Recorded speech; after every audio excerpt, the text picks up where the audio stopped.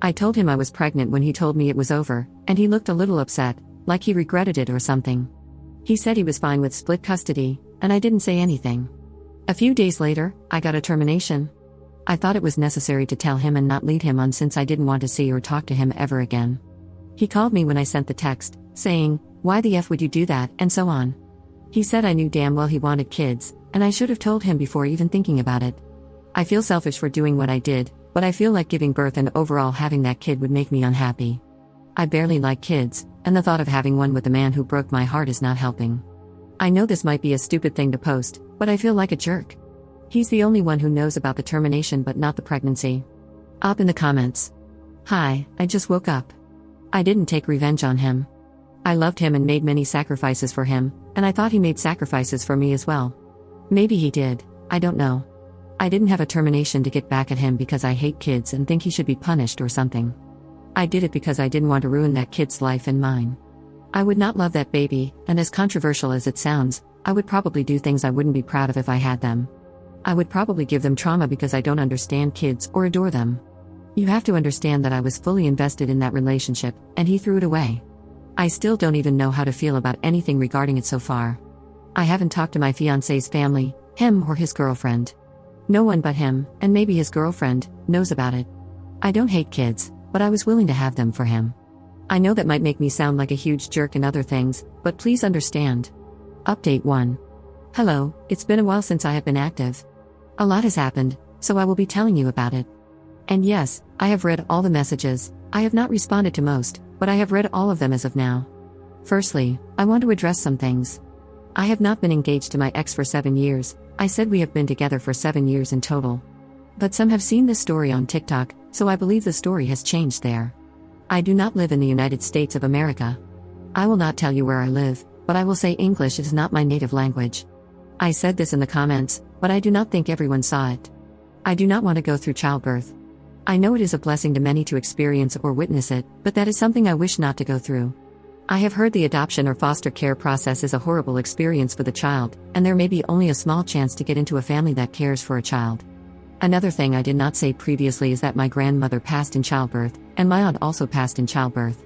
My mother was very close to passing, but I am sure she had a C-section. I am not fully sure, but my mom was paralyzed in her legs after, something of the sort. Yes, I have good financial support. I have a very well-paying job. My fiancé was unemployed for a while, which I, of course, did not mind. My ex said I could either keep the house to myself or sell it and split the money. His girlfriend told me they had smashed in my bed and basically acted like husband and wife while I was not home, so I sold the house. My therapist told me she thinks I may have borderline personality disorder and obsessive-compulsive disorder. So I guess I will be getting tested or whatever the word is. So now with that out of the way, I will explain what happened next. I told my mother and father, then my siblings. They told me they were disgusted by what I did and that I humiliated them, so they disowned me. Out of my 5 siblings, only my 2 eldest sisters decided to stay in contact with me. The rest of my family has no or very little contact with me.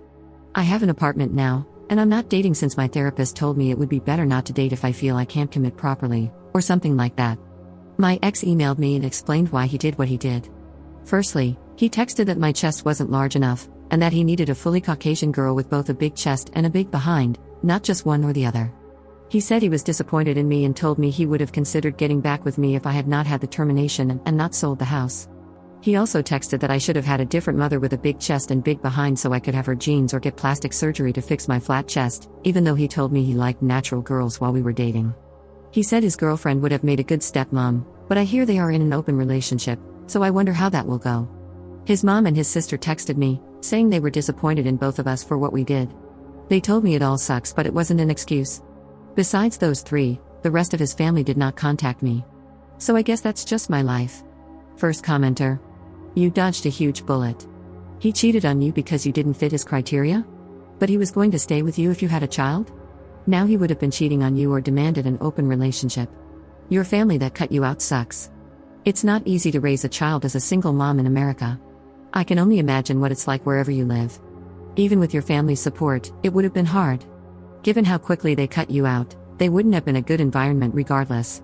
And even if you had adopted the child out, they may someday want to reconnect with their birth mother. Just block your unsupportive family members for your own mental health. Tell them they have disappointed you for not supporting you when you had to make a hard decision. They wouldn't have raised the child like their own, so they don't get to judge you.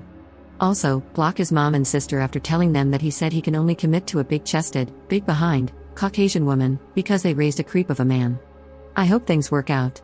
It may not have been an easy decision, but with hindsight, it was 100% the right one.